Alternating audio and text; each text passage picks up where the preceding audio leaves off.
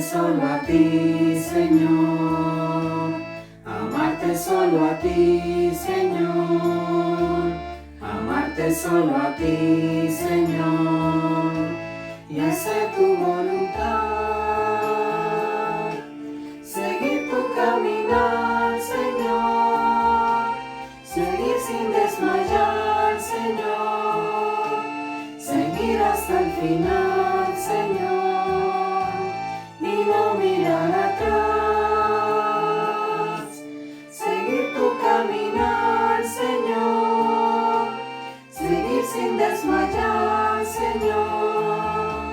Seguir hasta el final, Señor. Y no mirar atrás. Confiar tan solo en ti, Señor. Confiar tan solo en ti, Señor. Confiar tan solo en ti, Señor. Y hacer tu voluntad. Seguir tu caminar, Señor. Seguir sin desmayar, Señor.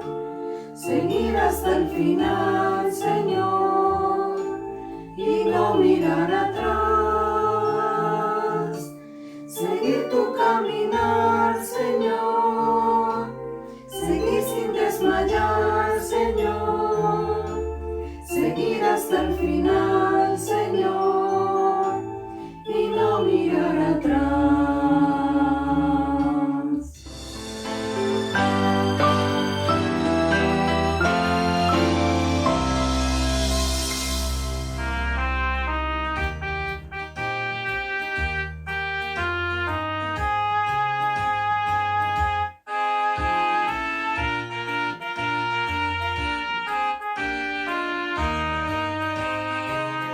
Sigo confiando en Jesús, mi Salvador.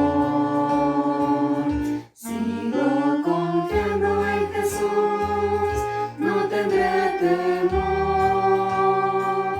Si vienen pruebas y afán, puedo cantar. Sigo confiando en Jesús, nunca faltará. Es amigo fiel, tan fiel para mí, me ayudará hasta el fin. Si vienen pruebas y afán, puedo cantar. Sigo confiando en Jesús, nunca faltará. Sigo confiando en Jesús, mi Salvador. Sigo confiando en Jesús, no tendré temor. Si vienen pruebas y afán, puedo cantar. Sigo confiando en Jesús, nunca faltará.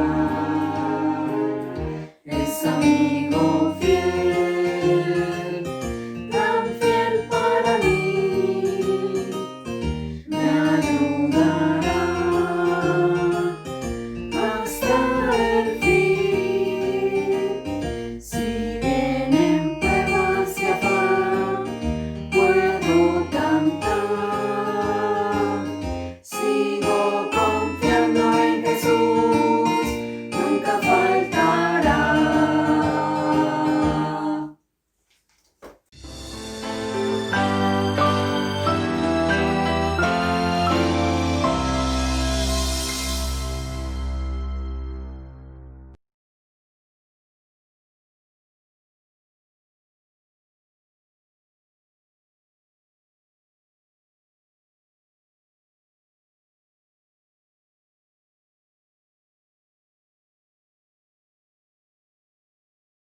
Bendiciones, hermanos y hermanas de Casa de mi Señor. Qué grato es estar de nuevo aquí en Cúcuta, después de un tiempo en mi país, con la familia en México. Regresé el domingo 3 de enero y al llegar al apartamento donde vivo, pues oré dando gracias a Dios por su cuidado en el viaje. Le di gracias porque todos los miembros de mi familia y las familias de mis hermanos estaban sanos y no se habían contagiado de COVID. El lunes 4 fui informado que mi nuera había tenido algunas molestias y al hacerse la prueba de COVID resultó positiva. Esta noticia me conmovió, pues el último día del año la familia se había reunido para cenar. Mis pensamientos volaron a un potencial escenario en que todos se hubieran contagiado. Mis emociones cambiaron drásticamente de alegría a preocupación. Imagino que varios de ustedes se pueden identificar conmigo con estas emociones y pensamientos que vienen cuando enfrentamos este tipo de situación. Gracias a Dios, todos los miembros de la familia están bien, dieron positivo a sus pruebas y mi nuera estuvo sin síntomas y doy muchas gracias a Dios por eso.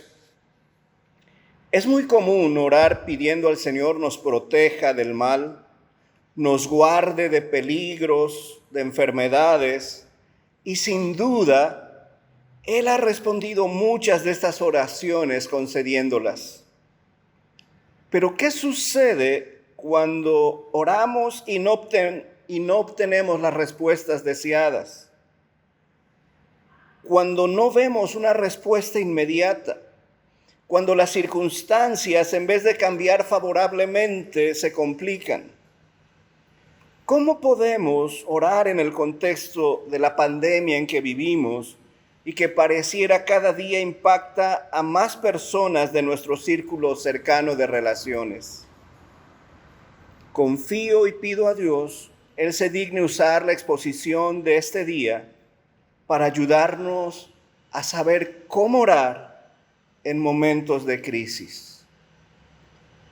Si tienen sus Biblias con ustedes o sus aplicaciones, voy a invitarlos a ir al libro de Hechos, al capítulo 4, versos 23 al 31. Voy a permitirme dar lectura a esta porción de la Escritura. Dice así la palabra del Señor. Y puestos en libertad, vinieron a los suyos y contaron todo lo que los principales sacerdotes y los ancianos les habían dicho.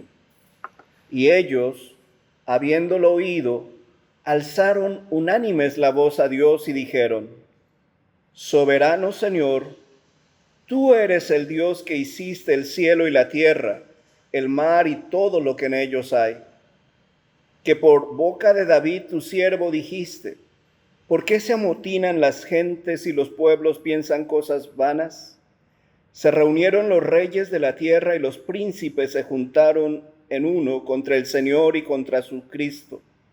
Porque verdaderamente se unieron en esta ciudad contra tu santo Hijo Jesús, a quien ungiste, Herodes y Poncio Pilato, con los gentiles y el pueblo de Israel, para hacer cuanto tu mano y tu consejo habían antes determinado que sucediera. Y ahora, Señor, mira sus amenazas y concede a tus siervos que con todo denuedo hablen tu palabra, mientras extiendes tu mano para que se hagan sanidades y señales y prodigios mediante el nombre de tu santo Hijo Jesús. Cuando hubieron orado, el lugar en que estaban congregados tembló, y todos fueron llenos del Espíritu Santo y hablaban con denuedo la palabra de Dios. Es interesante ver el contexto del pasaje. En el capítulo 3, Lucas nos relata la sanidad de un hombre cojo de nacimiento. Y la gente se regocija, se goza al ver este hecho portentoso de la gracia de Dios.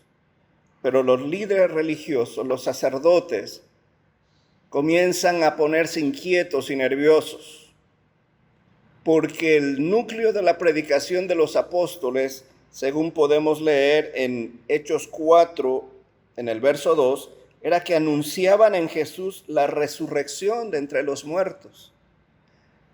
Y eso inquietaba a los líderes, los detienen y los amenazan de que por ningún concepto sigan predicando en el nombre de Jesús. En el capítulo 4, en el verso 18 dice, y llamándolos les intimaron que en ninguna manera hablasen ni enseñasen en el nombre de Jesús. Y eso es lo que ellos platican a los discípulos reunidos y se da lugar lo que hemos leído. Y no solamente es importante conocer el contexto inmediato, que es el que acabo de compartirles, pero también es importante ver esa correlación entre el Evangelio de Lucas y el libro de Hechos, porque ambos son producto del mismo autor, Lucas. Y leyendo tanto el Evangelio como el libro de Lucas, podemos ver una correlación narrativa y teológica. Podemos encontrar una correlación entre Jesús y la iglesia, que es su cuerpo. Hay una correlación entre el río Jordán y el aposento alto. Jesús y la iglesia inician su ministerio, su misión, a través de la experiencia del bautismo. Hay una correlación en que ambos sucesos se da lugar en un contexto de oración. Jesús orando en el desierto y los discípulos orando en el aposento alto. En ambos momentos, el resultado es la llenura del Espíritu Santo y la predicación de las buenas nuevas. Así que la correlación que vemos entre Lucas y Hechos nos lleva a concluir que la misión de la iglesia es la continuación de la misión de Jesús. Pero estamos pensando cómo esta experiencia de este grupo de discípulos reunidos para escuchar a Pedro y a Juan narrar lo que los líderes le habían dicho y elevar una oración puede servirnos como un ejemplo de oración en los tiempos en que nos toca vivir, tiempos de incertidumbre, tiempos de temor, de angustia. Si pudiésemos resumir esa porción de la escritura que acabamos de leer de Hechos 4, yo les propongo la siguiente oración. La iglesia de Jerusalén nos presenta un ejemplo de oración para tiempos de crisis. La iglesia de Jerusalén nos presenta un ejemplo de oración para tiempos de crisis. Vamos a ver con detenimiento cómo esta oración es un ejemplo para nosotros. Y esta oración es un ejemplo para nosotros porque primeramente reconoce la soberanía de Dios. El verso 24 dice, y ellos habiendo oído, alzaron unánimes la voz a Dios y dijeron, soberano Señor. En el verso 28 dice, para hacer cuanto tu mano y tu consejo habían antes determinado que sucediera. Es interesante que el ambiente de la oración es comunitario. Los discípulos están reunidos todos juntos, unánimes en oración. Unánime significa estar unido en común acuerdo. Y eso nos impacta, porque ¿cómo son nuestras reuniones de oración? Pudiéramos pensar, bueno, no podemos reunirnos, pero podemos estar unidos en un mismo propósito. Estar de acuerdo que cierto día, cierto momento del día, unirnos en un mismo sentir y estar orando en común por ciertas peticiones. Pero lo más importante aquí es que la iglesia en Jerusalén inicia su oración reconociendo la soberanía de Dios. Esto significa que Dios, por su voluntad, ha ordenado libremente lo que sucede. Es interesante, en el libro del profeta Daniel, en el capítulo 4, en el verso 35, podemos ver una descripción de este aspecto, el significado de la soberanía de Dios. Y si tienen sus Biblias y me acompañan a Daniel 4:35, aquí el rey Herodes, después de una experiencia de exaltación a sí mismo y ser objeto del juicio de Dios, llega un momento donde él reconoce su pequeñez, su fragilidad delante del Dios de la Biblia. Y dice así: todos los habitantes de la tierra son considerados como nada, y él hace según su voluntad en el ejército del cielo y en los habitantes de la tierra. Y no hay quien detenga su mano y le diga: ¿qué haces?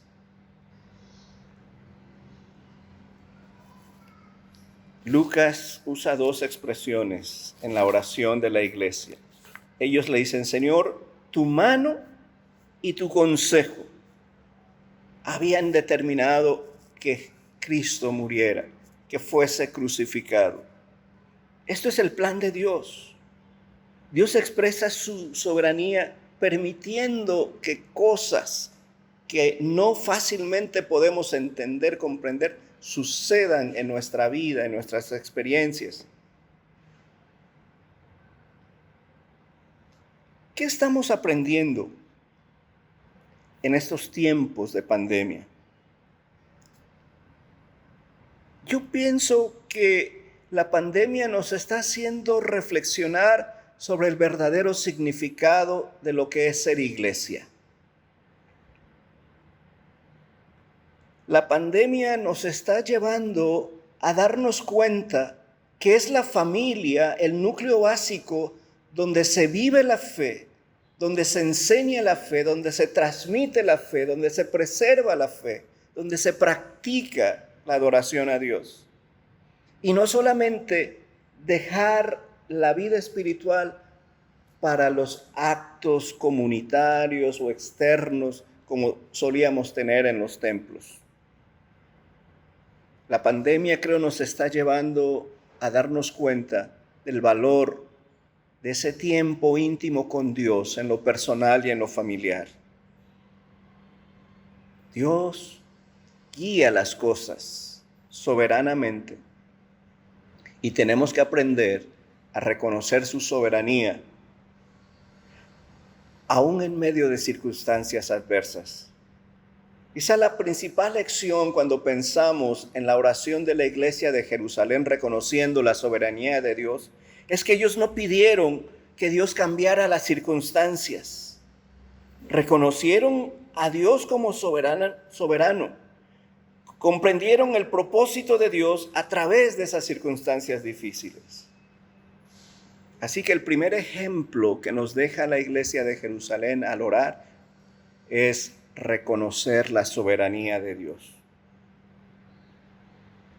El segundo ejemplo que nos da la iglesia de Jerusalén en su oración es que interpretan la historia a la luz de la enseñanza bíblica.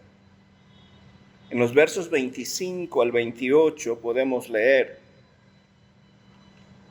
regresamos a Hechos capítulo 4, dice: que por boca de David tu siervo dijiste, y citan el Salmo 2. En el 27 dice: porque verdaderamente se unieron en esta ciudad contra tu santo Hijo Jesús, a quien ungiste Herodes, Poncio Pilato, con los gentiles y el pueblo de Israel, para hacer cuanto tu mano y tu consejo habían antes determinado que sucediera. Dios es quien guía la historia de las naciones.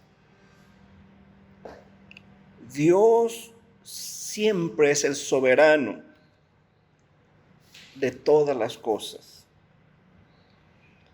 En el Salmo 86, los versos 9 y 10, nos expresan esa soberanía de Dios sobre todas las cosas, sobre todas las naciones.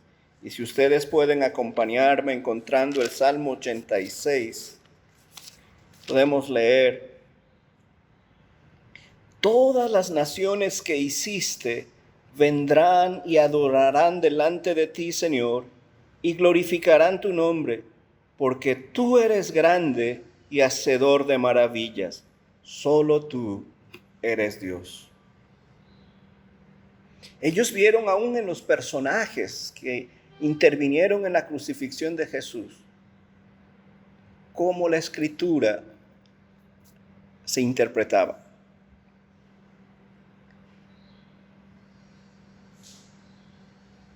¿Qué tiene que decirnos la palabra de Dios el día de hoy en medio de estas circunstancias? Creo yo que los profetas menores tienen mucho que decirnos. Y el libro del profeta Amós, en el capítulo 4, si me acompañan, por favor.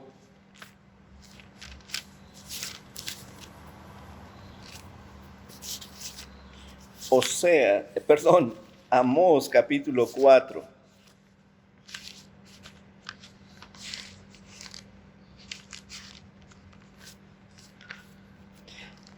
Cuando llegamos al capítulo 4 de Amós, dice: os hice estar a diente limpio en todas vuestras ciudades, y hubo falta de pan en todos vuestros pueblos, mas no os volvisteis a mí, dice Jehová.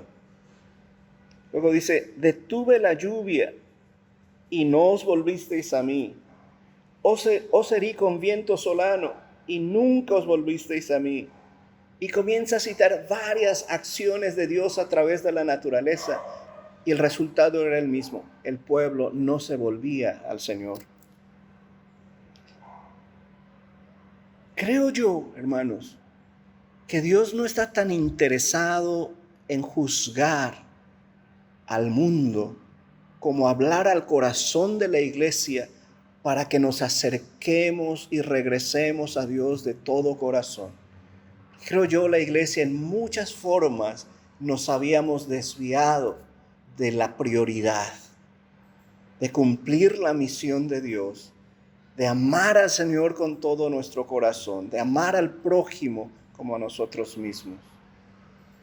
Y esto nos está llamando. ¿Cómo interpretamos los hechos a la luz de la Escritura? Dios no quiere destruir al impío.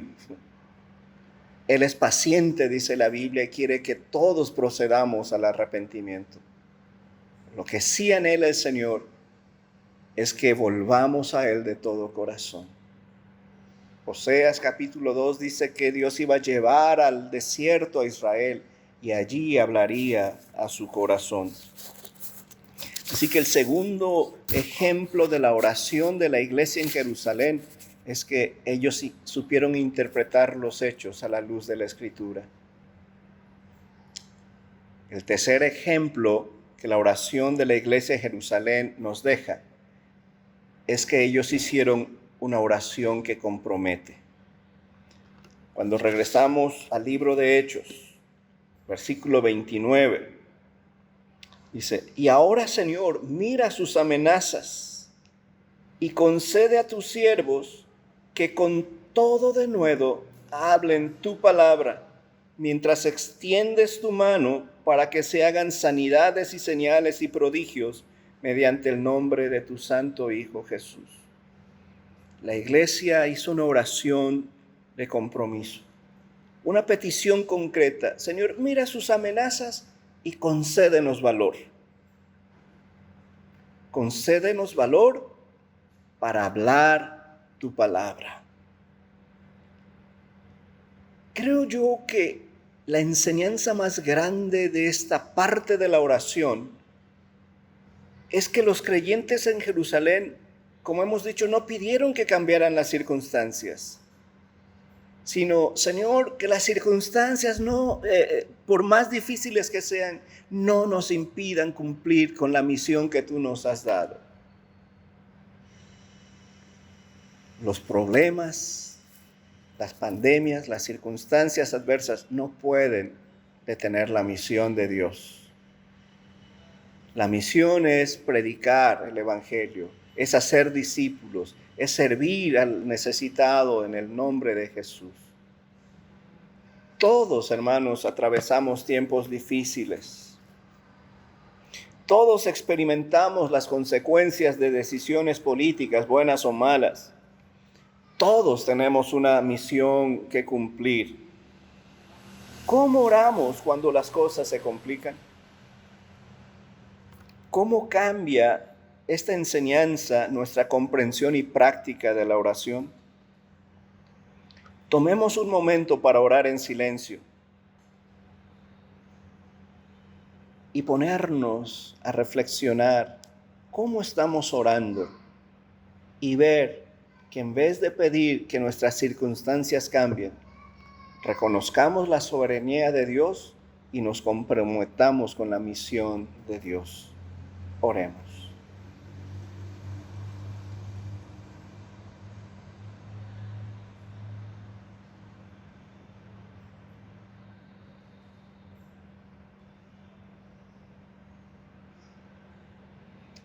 Y ahora, hermanos, con esa convicción de la soberanía de Dios, de nuestro compromiso con la misión de Dios, cantemos juntos: oh, cuán dulce es fiar en Cristo, como una afirmación de nuestra fe en ese Dios soberano. Que la gracia del Señor sea con ustedes.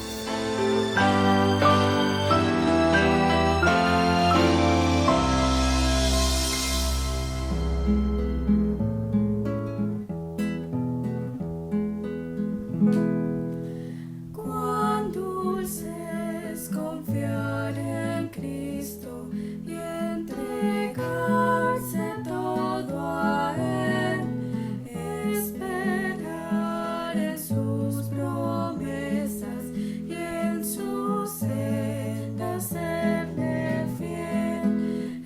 Jesucristo, Jesucristo, ya tu amor probaste en mí. Jesucristo, Jesucristo, siempre confiaré en ti. Dulce si es confiar en Cristo y cumplir su voluntad, no dudando su palabra, que es la luz y la verdad. Jesucristo, Jesucristo, ya tu amor probaste en mí. Jesucristo, Jesucristo, siempre confiaré en ti. Siempre en ti confiar yo quiero, mi precioso Salvador. En la vida y en la muerte, protección me dé tu amor. Jesucristo, Jesucristo, ya tu amor probaste en mí. Jesucristo, Jesucristo, siempre confiaré en ti.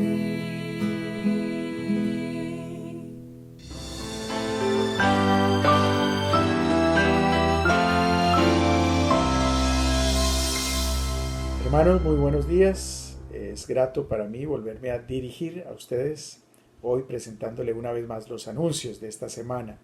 Recordamos a todos los cumpleañeros de la semana que ayer acabó. Fueron ellos: Irma Jaimes Gómez, Laura Jimena Matamoros, Rosa María Niño, Analcida Escanio, Keremgina Hernández y Henry Mauricio Olivares, quien cumplió el día de ayer. Felicitaciones a cada uno de ellos. Recordamos una vez más a los esposos Gamboa Guardiola, al doctor Héctor, a su esposa Luz Estela. Los felicitamos una vez más por el aniversario de bodas que cumplieron hace una semana y les aseguramos que seguimos orando por la salud de la hermana Luz Estela, fortaleza y consuelo para toda su familia. Los cumpleañeros de esta semana son: hoy está cumpliendo años Carol Torres Pérez, felicitaciones a Carol. El 22 cumple Juan Carlos Pineda Y el 23 cumplen Manuel Castro Gallego y Santiago del Rey Balbuena. Felicitaciones. Estamos de plácemes por el nacimiento de Avi Correa Arias, esta bella niña nacida el pasado 12 de enero. Es la nieta de la hermana Livia Pino, quien fue un miembro muy activo de la iglesia en sus inicios en la década de los 60 y 70. Así como algunos llegan de la presencia del Señor, otros parten a la presencia de Él. Ayer en la madrugada partió a la presencia del Señor la hermana Gloria Esperanza García, psicóloga, quien estuvo aquí con nosotros compartiendo varios talleres. Ella, después de varios años de sufrimiento a través de su enfermedad, partió a la presencia del Señor. Estaremos orando por su familia. Otros motivos de oración. Recordar a las hermanas Luz Estela Guardiola y Gloria Torres, quienes se encuentran en unidades de cuidado intensivo aún, para que el Señor, si es su voluntad, las sane, las mejore. Oramos por sus familias, para que ellos estén consolados, fortalecidos y llenos de esperanza. Cheryl, la hermana de Lynn, se encuentra recuperándose en la casa. Recordar los viajes de retorno a Colombia, puntualmente a las ciudades de Bogotá y Cúcuta, de la familia Barbosa Jacome y del pastor Daniel Anderson. Oremos por ellos. Y adicional a eso, invito a la iglesia a que ore porque el Señor muestre qué quiere para casa de mi Señor durante este 2021, año que también va a ser bastante difícil por época de pandemia. Hermanos, no siendo más, yo me despido de ustedes esperando pronto verles personalmente. Un abrazo a cada uno. Adiós.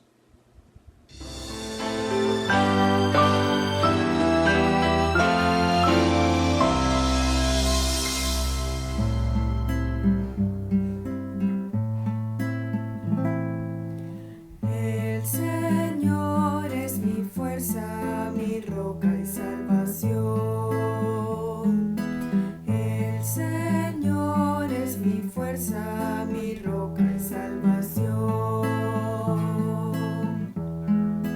Tú me guías por sendas de justicia, me enseñas la verdad. Tú me das el valor para la lucha, sin miedo avanzaré. El Señor es mi fuerza, mi roca y salvación. El Señor es mi fuerza, mi roca y salvación. Iluminas las sombras de mi vida, al mundo das la luz. Aunque pase por valles de tinieblas, yo nunca temeré.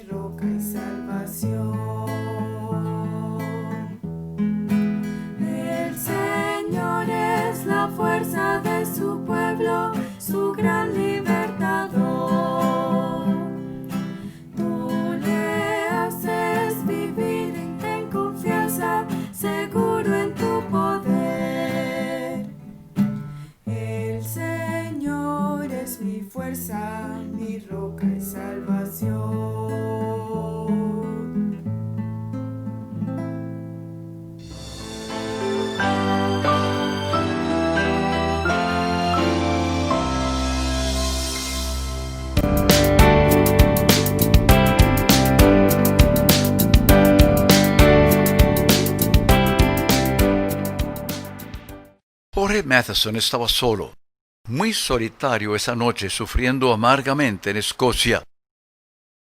No era dolor físico, ni siquiera pesar por haber sufrido ceguera parcial a los 18 años, terminando completamente ciego.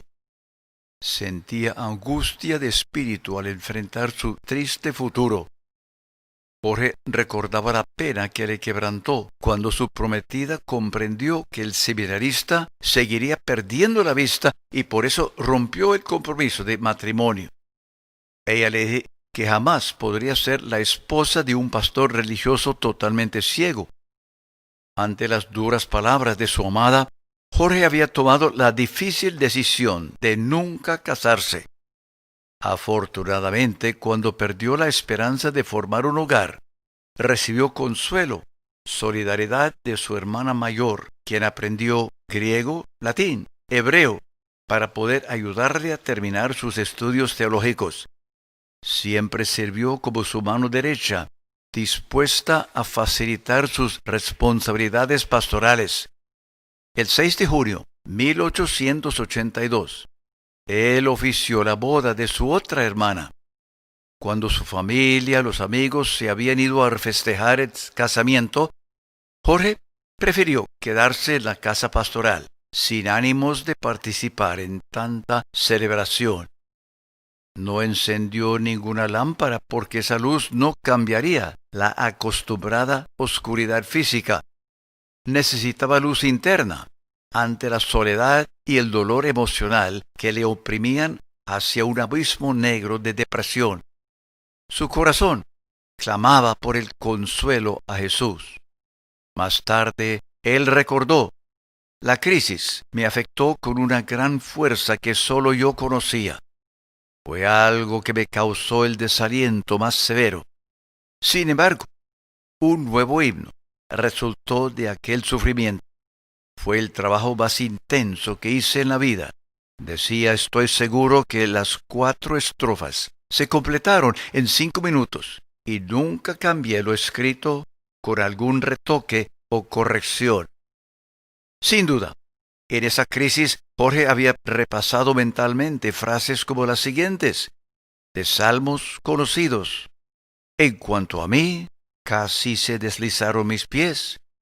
Tuve envidia cuando me puse a pensar en esto, entenderlo me resultó muy difícil. Yo tenía el alma llena de amargura, sentía mi corazón apretado.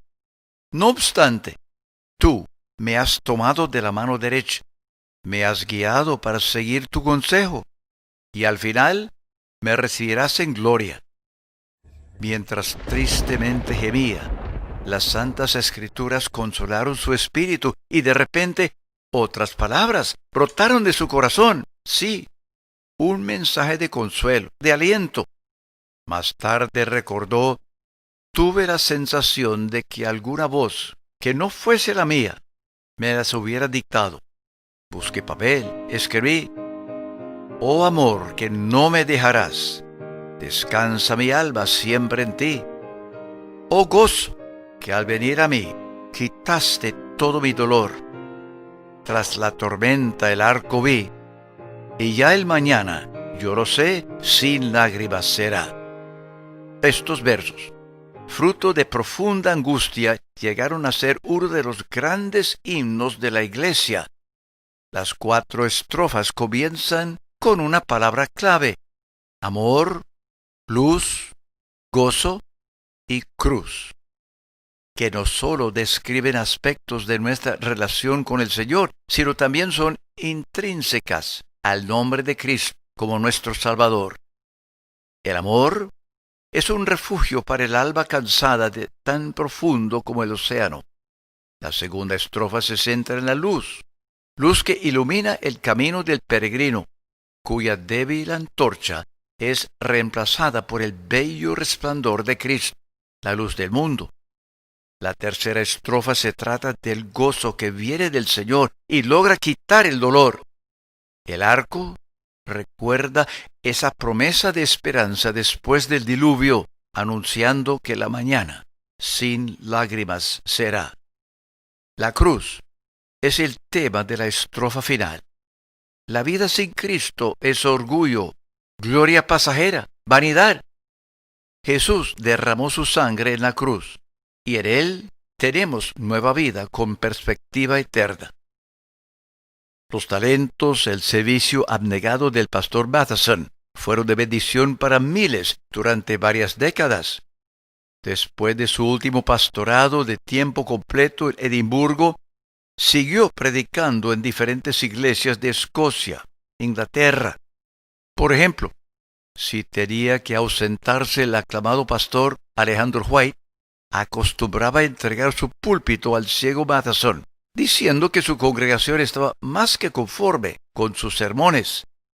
Con frecuencia, la reina Victoria lo invitaba a predicar en Londres. Fue ella quien hizo publicar y difundir ampliamente su sermón sobre el patriarca Job. Jorge recibió varios doctorados, otros honores. En 1902 publicó Hombres representativos de la Biblia, obra de 3 tomos que fue muy bien recibida. Predicó por última vez el 14 de febrero de 1904 en su iglesia de 2,000 miembros que había pastoreado durante 18 años. Estaba enfermo. Le costó mucho esfuerzo pararse delante de la congregación. Sin embargo, en casa su pluma seguía tan productiva como siempre, dejándonos tesoros como sus hermosos pensamientos en cuanto al canto, la himnología. Uno de sus ensayos dice: la Biblia nos habla acerca del futuro, por ejemplo, cómo será la música ante el trono de Dios. El apóstol Juan se dio cuenta que en el cielo habrá himnos que sólo podremos cantar los que hemos sido redimidos por la sangre del Cordero.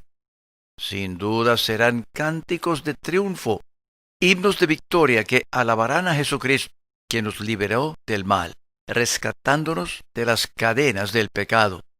Ningún ángel, ningún arcángel podrá cantar con la misma autoridad por no haber experimentado aquella transición, pasar de ser esclavos separados de Dios a ser hijos perdonados. Habrá notas, acordes en la bella partitura sobrenatural que los ángeles alcanzarán a entonar, pero habrá otras maravillosas melodías con letra profunda que sólo pecadores perdonados y hechos hijos de Dios podremos cantar. Como hijos, ahora estamos recibiendo un entrenamiento musical del Padre Celestial, quien nos prepara para formar parte de aquella gran coral eterna. Hay himnos que únicamente aprendemos estando en el valle. Ningún maestro nos los puede enseñar, ya que esa música brota de la experiencia personal. Son himnos que reflejan el contenido del corazón, descargando las memorias, las sombras del pasado, para transportarlos por las alas de la comprensión espiritual. Nuestro Padre está entrenándonos para cantar aquellas alabanzas puras. Algunos afirman que Dios envía la tristeza con el fin de probarnos, pero también sé que esos momentos de melancolía nos están puliendo para poder cantar, dando adoración gloriosa al Señor. Es en la noche que nos está enseñando un cántico de esperanza. Al cruzar el valle nos está afinando la voz de victoria. Pasando por la neblina espesa, se enriquecen los acordes, mientras que la lluvia endulza nuestra melodía. En el frío, recibimos abrigo para poder cantar. Al sentir miedo, Dios perfecciona nuestra fe para cantar con confianza. En la Academia de la Tristeza hay motivos para cantar al Señor, quien nos prepara de manera única para tomar lugar en esa gran coral celestial. Nuestro canto allá será del agrado eterno al Dios Todopoderoso. El final de la vida de Jorge Matheson se acercaba. Terminó su ministerio en público pronunciando la invocación durante un culto en el muelle de la ciudad, pidiendo protección divina sobre los marineros, pescadores del condado. El 27 de agosto de 1906, Como de costumbre, pasó el día leyendo y escribiendo. Se acostó a su hora habitual. Como a la 1:30 de la madrugada, su hermana fue despertada por un fuerte gemido de su hermano en el primer piso. Al bajar rápidamente las escaleras, encontró que Jorge ya no podía hablar. Sin embargo, sonreía, sabiendo que su vida terrenal se culminaba, que iba a casa de su padre. Murió con el rostro iluminado de gozo. La muerte de Jorge Matheson impactó al país. Mensajes de agradecimiento por su ministerio llegaron desde muchas partes del mundo. El sábado 1 de septiembre se celebró el funeral en la iglesia más grande de la localidad y el sepelio tuvo lugar en el panteón familiar del cementerio municipal de Glasgow. Su tumba fue cubierta de rosas, mientras que una multitud recordaba su constante servicio amoroso hacia los demás. Su último libro, Mujeres representativas de la Biblia, fue publicado después de su muerte.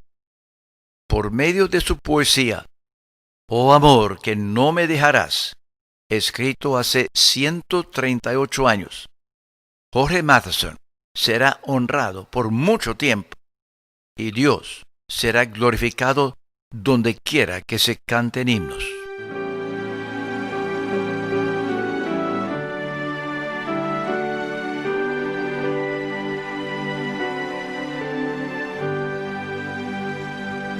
Amor que no me dejarás, descansa mi alma siempre en ti, es tuya y tú la guardarás, y en tu regazo acogedor la paz encontrarás.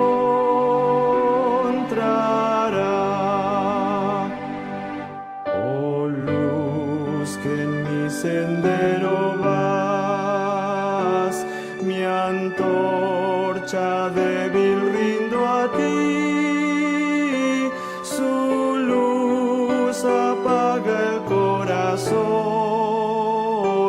seguro de encontrar en ti más bello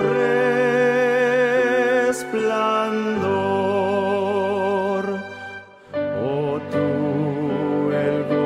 Que por mí sufriste aquí mortal dolor, tras la tormenta el arco vi, y la mañana yo lo sé, sin lágrimas será. Cruz que miro sin cesar.